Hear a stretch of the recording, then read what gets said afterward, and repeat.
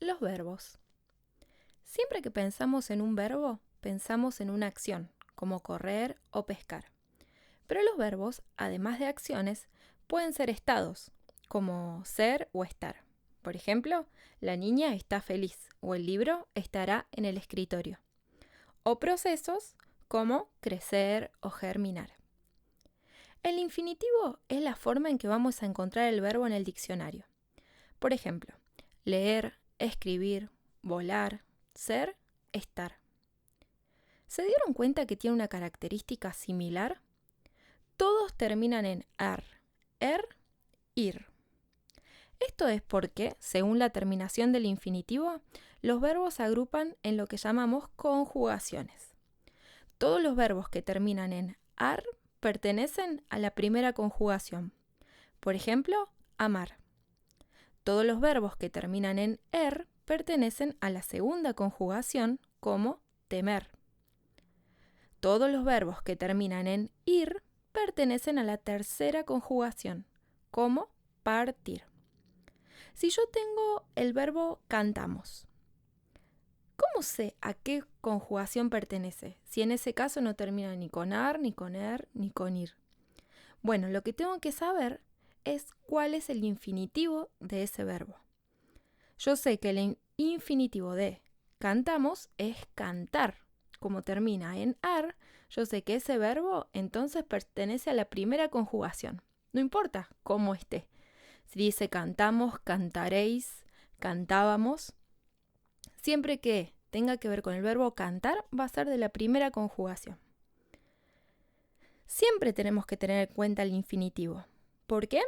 Porque esto también nos va a ayudar a diferenciar las partes de un verbo. El verbo tiene dos partes, la raíz y la desinencia. La raíz expresa el significado del verbo. La desinencia da información sobre el tiempo, la persona y el número, entre otros. Ya analizaremos esto, pero antes veamos un ejemplo de cómo separar la raíz de la desinencia. En el verbo en infinitivo es muy sencillo, solo hay que separar la terminación ar, o ir. Por ejemplo, en escribir, escrib es la raíz y la terminación ir es la desinencia. Pero si yo tengo el verbo escribimos, ¿cómo sé cuál es la raíz y cuál es la desinencia? En primer lugar, buscamos el infinitivo. El infinitivo de escribimos es escribir. Si le quitamos la terminación ir, sabemos que la raíz es escrib. En el caso de escribimos, la raíz va a ser la misma. Entonces nos quedaría escrib como raíz y por otro lado, imos, la desinencia. En los verbos, la persona nos muestra quién realiza la acción, el estado o el proceso. Y el número hace referencia a la cantidad. Si es uno solo el que realiza la acción, será singular. Si son dos o más, será plural. Esto quedaría así.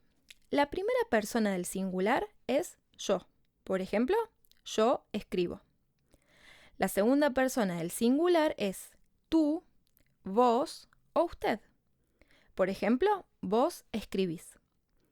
La tercera persona del singular es él o ella. Por ejemplo, ella escribe. Todo esto ocurre en el singular, pero en el plural ocurre algo similar. La primera persona del plural es nosotros. Por ejemplo, nosotros escribimos. La segunda persona es vosotros o ustedes. Por ejemplo, ustedes escriben. Y la tercera persona del plural es ellos o ellas.